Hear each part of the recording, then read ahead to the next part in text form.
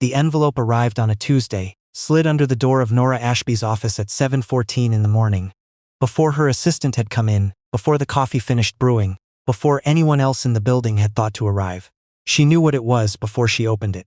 Not because she had been expecting it, she hadn't, not exactly, but because she recognized the handwriting on the front. Looped and deliberate, the kind of penmanship that announces itself. Helena Voss had always written her name as though she expected it to be framed. Nora set the envelope on her desk and finished pouring her coffee first. She had met Julian Voss 4 years earlier at a fundraiser for the Rideau Valley Land Trust. One of those quiet evenings in an old stone building in Ottawa where the wine was good and the conversation was careful. Julian had been standing near the window, looking out at the canal, and when he turned around and saw her he'd said, simply, "You're the only person here who looks like they'd rather be outside." She had laughed. That was the beginning of it. What she hadn't told him, what she hadn't told anyone, not for a long time, was that she had known exactly who he was before they spoke. Nora Ashby did not walk into rooms without knowing who was in them. It was a habit formed young, sharpened over years, and she saw no reason to apologize for it. Julian Voss, 37 years old, eldest son of Gerald and Helena Voss, of the Voss family whose name appeared on a wing of the National Gallery and on the masthead of a property development company that had, for the past decade, been quietly losing altitude. The family owned a significant estate outside of Perth, Ontario. A property called Thornfield, 12,000 square feet of century-old stone, and grounds that backed onto a private lake. It had been in the Voss family for 3 generations. It was also, as Nora had learned through sources she would never name aloud, mortgaged to within 3 years of foreclosure. She had not gone to the fundraiser for Julian Voss. But when he turned around at the window, with that particular expression of someone who has spent too long performing belonging, she had felt something she hadn't expected. She married him 14 months later. Helena Voss did not attend the engagement party. She sent a card, cream-colored, embossed, the kind of card that communicates through its weight alone. Inside, in that looped handwriting, warmest congratulations to Julian and Nora on this exciting step. Not welcome to the family, not we're so happy, exciting step. Like Nora was a career move she was reserving judgment on. Julian said his mother just needed time. He said it the way people say things they have been saying. For so long they no longer hear themselves saying them. The wedding was small by Voss family standards. 60 people, a converted heritage barn outside of Almonte, late September when the maples along the Tay River had gone the color of old copper. Helena wore pale gray and sat in the front row with the posture of someone attending a deposition. Gerald was warmer. He had worked outdoors for decades and had the handshake to prove it, and when he took Nora's hand at the reception he'd looked at her with something that might have been curiosity. "You're not what I expected," he said. "I know," Nora said. He'd laughed at that. Helena had not. The problems began the way they always do, slowly, and then all at once. There was the Thanksgiving dinner where Helena had seated Nora at the far end of the table, away from Julian, next to a cousin twice removed who spent the meal explaining the correct way to invest in precious metals. There was the Christmas Eve gathering where Helena had given Julian a framed photograph of his childhood bedroom at Thornfield and said, "So you don't forget where you come from," without looking at Nora. There was the spring afternoon when Helena called the house and Julian handed Nora the phone, and Helena, apparently not registering the handoff, said to what she thought was Julian, "I just don't understand what you see in her. She's pleasant enough, but she's not one of us."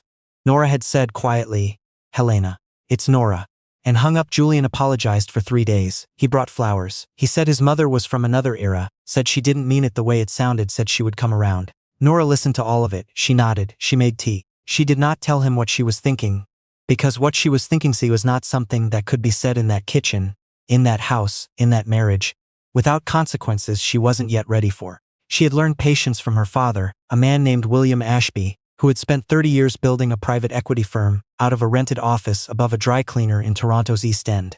He had not inherited money. He had not attended the right schools or belonged to the right clubs. He had simply been, from the beginning, more disciplined than the people who underestimated him. And he had waited for the precise moment when their carelessness became his opportunity. Nora was her father's daughter. Thornfield had been a beautiful property once, and in some ways still was. The stone exterior had been built to last and had for 140 years. The lake behind the house was clear and cold and caught the light on autumn mornings in a way that made you understand why someone would have staked a family's identity to it. But a house is not only its bones. Thornfield's roof had been patched twice in the past decade and needed a full replacement. The boathouse at the lake's edge was rotting at the foundation. The heating system was original to a renovation done in 1987 and consumed oil at a rate that had become, in the age of carbon taxes, quietly catastrophic. The Voss family employed a groundskeeper, a housekeeper, and a woman who came twice weekly to tend the gardens. And the combined cost of maintaining the property was not something they could actually afford. Nora had reviewed all of this carefully. She had done so before the fundraiser as a professional exercise.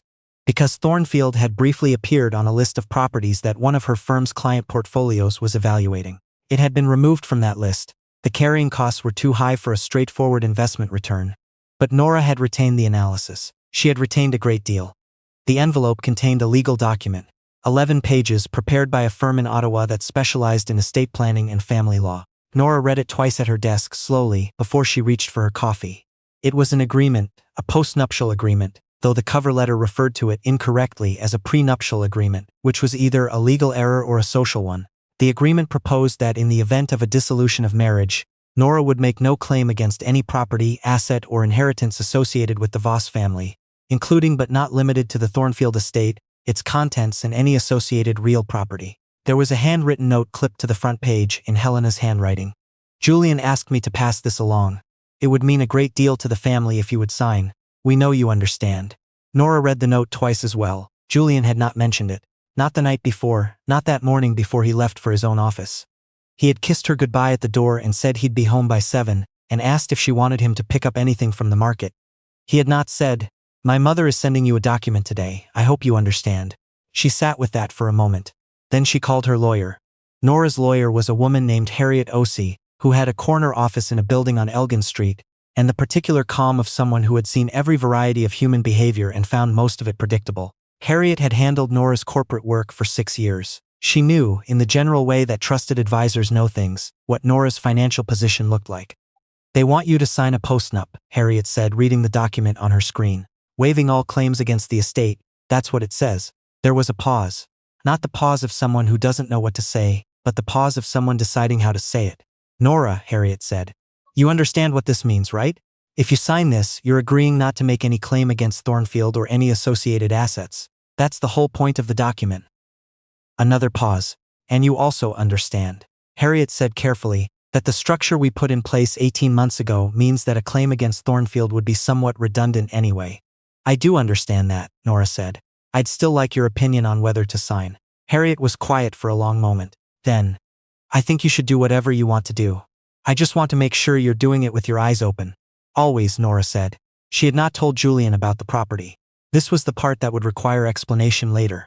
Not that she had done it. She had operated entirely within the law, had disclosed everything required by law, had done nothing that could be characterized as deceptive, in any legal sense. But the spirit of disclosure in a marriage is different from the letter of it, and she knew that. She had known it while she was doing it. The situation had developed like this. 14 months before the wedding, Nora's firm had begun evaluating a portfolio of distressed rural properties in eastern Ontario. Thornfield was not on the list. It was privately held, not listed for sale, but 2 properties adjacent to the Thornfield estate were. One was a 40-acre parcel of mixed forest that had been used for decades as a buffer between Thornfield and the county road. The other was a narrow strip of land, less than 2 acres, that contained the only road access to Thornfield's private dock and boathouse. Nora's firm had acquired both parcels through a numbered company, as they often did in early-stage acquisitions to avoid signaling interest to adjacent landowners. She had not directed that acquisition. She had disclosed the conflict of interest to the firm's managing partners and had recused herself from the decision-making process.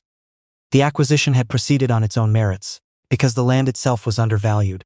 But she had known. She had known when she attended the fundraiser. She had known when Julian turned away from the window and said she looked like she'd rather be outside.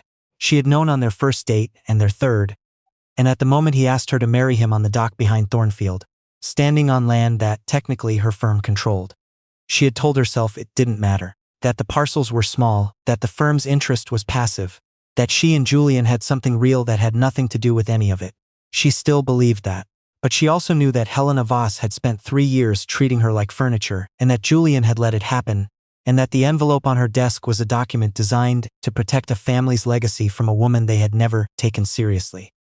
And she thought, all right then. Several things happened in the weeks after the envelope arrived. Nora signed the document. She signed it at Harriet's office with Harriet as witness, and had a copy sent back to Helena's lawyers with a brief cover note. She did not tell Julian she had received it until after it was signed. When she told him, he went very still. "My mother sent that," he says. "Without telling me. The cover note said you asked her to." He looked at her for a long moment with an expression she recognized. Not guilt, exactly, but the face of someone calculating how much honesty the situation requires. She drafted it, he said finally. I said asked me if I thought it was a good idea. I didn't tell her not to send it. Nora nodded, slowly. So you knew. I didn't think she'd actually. Julian, she said it quietly. Not angry, not hurt exactly, just direct. He didn't answer. I signed it, she said.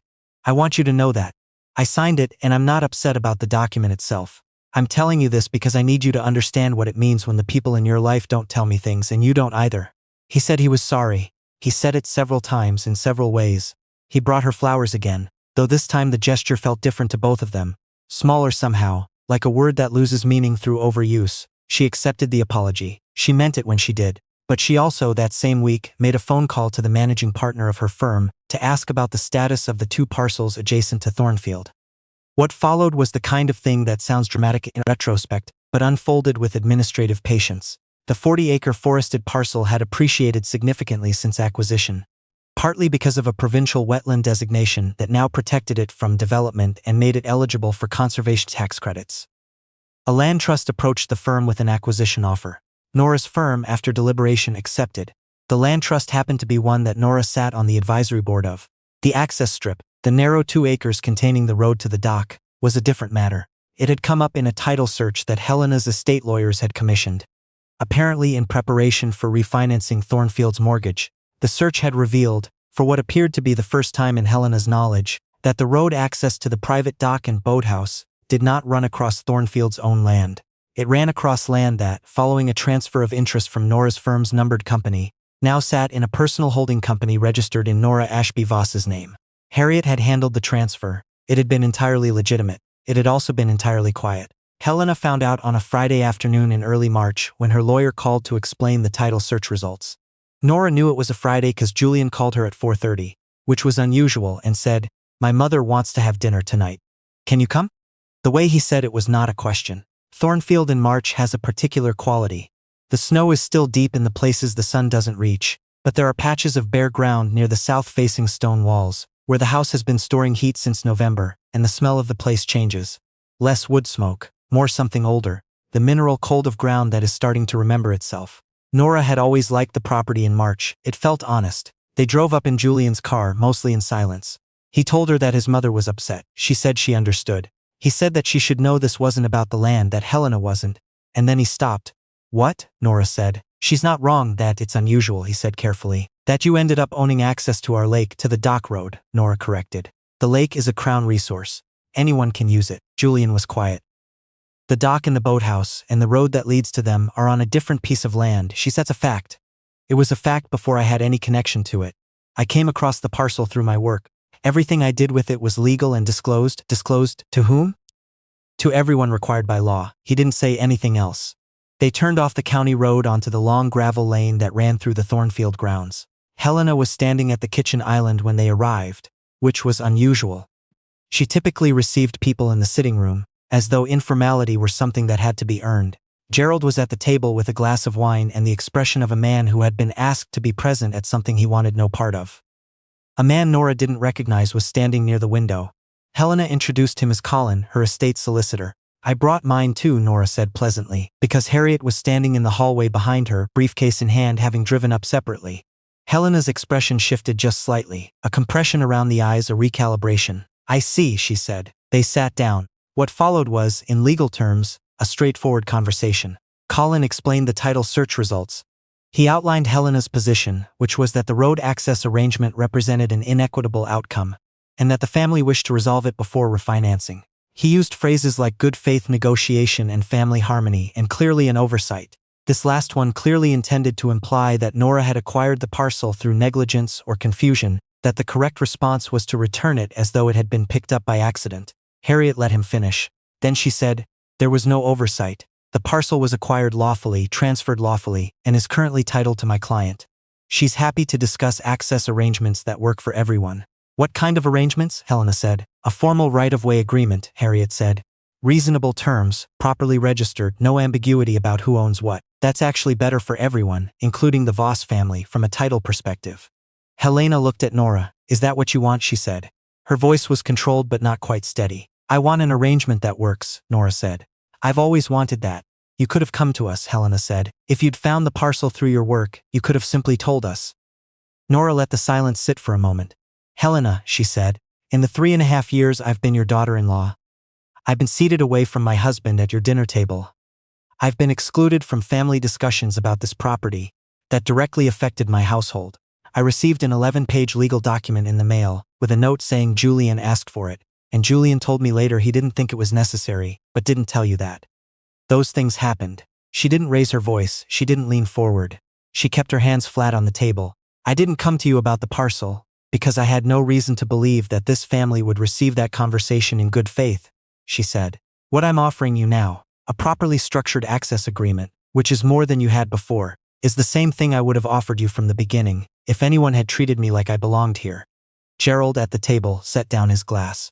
Helena did not respond immediately. She looked at Nora with an expression that was difficult to read, not quite anger, not quite something else. Something working itself out behind the eyes. Colin shuffled his papers. Julian was looking at his hands. What are the terms you're proposing? Gerald said. His voice was even. He was looking at Harriet, then at Nora. Simple, Harriet said. A permanent right-of-way for lake and dock access, registered on title, no cost to the Voss family, in exchange for a reciprocal right-of-way that gives Nora's holding company access to the wetland parcel for conservation monitoring purposes. Clean, mutual. Done. Gerald nodded slowly. That seems reasonable, he said. Helena looked at her husband. Something passed between them. The compressed communication of people who have been married for decades, whole conversations happening in a glance. She looked back at Nora. You planned this, she said. I planned to protect myself, Nora said. That's different. The agreement was signed 6 weeks later. Harriet handled it. Colin handled it. It took one draft and one round of revisions, which was faster than most family property matters in Eastern Ontario, because everyone had decided, more or less simultaneously, that they were tired. Julian and Nora drove home from Thornfield that March evening without speaking much. Outside Perth, the road cuts through a long stretch of mixed forest, dark in both directions. The headlights picking out the white verticals of birch trees in the dark. It looked like the beginning of something or the end of it, depending on how you were holding the evening. You never told me, Julian said. He wasn't angry. He sounded more than anything tired, the tiredness of someone who has understood something that he'd been not understanding for a long time. No, she said. Why? She thought about how to say it. Because I didn't know what we were yet, she said. When I first learned about the parcel, we'd been dating for 4 months. I didn't know if we were going to make it. I didn't think it was relevant. And later, she said, you let things happen that you should have stopped. Not because you're a bad person. Because stopping them was uncomfortable and you're not good at uncomfortable. And I started wondering what would happen if I ever actually needed you to defend me. He was quiet for a long time. The Postnup, he said. The Postnup. The birch trees moved past them in the dark. I'm sorry, he said. Not the flowers kind. The other kind, slower, the kind that doesn't expect an immediate response. I know, she said. She meant it. There are things that don't resolve cleanly. Marriages are among them. Families are among them. The access agreement was signed and the refinancing went through, and Thornfield kept its lights on for another year, and then another. Helena did not transform into a different person. She was still the woman who had seated Nora at the far end of the table, but something had shifted. The way furniture shifts in a house after an earthquake.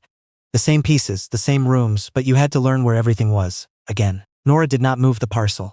It stayed in her holding company, with its registered right-of-way, clean and documented and unambiguous.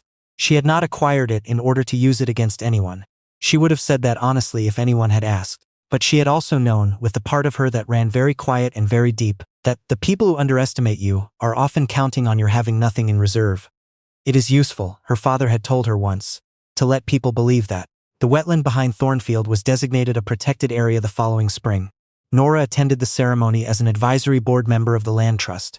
Helena did not attend. Gerald did, and afterward he found Nora near the shore and stood beside her for a moment looking out at the water, which was the color of pewter in the early April light. Your father built something, didn't he said. Not quite a question. He did, she said. From nothing? From very little, Gerald nodded. He looked out at the water. Helena thinks that family means protecting what you have, he said. I think it means knowing what's actually worth protecting. Nora didn't answer. She didn't need to. The lake held its light a little longer than the land around it. The way water does. Holding on to the day after everything else has let it go.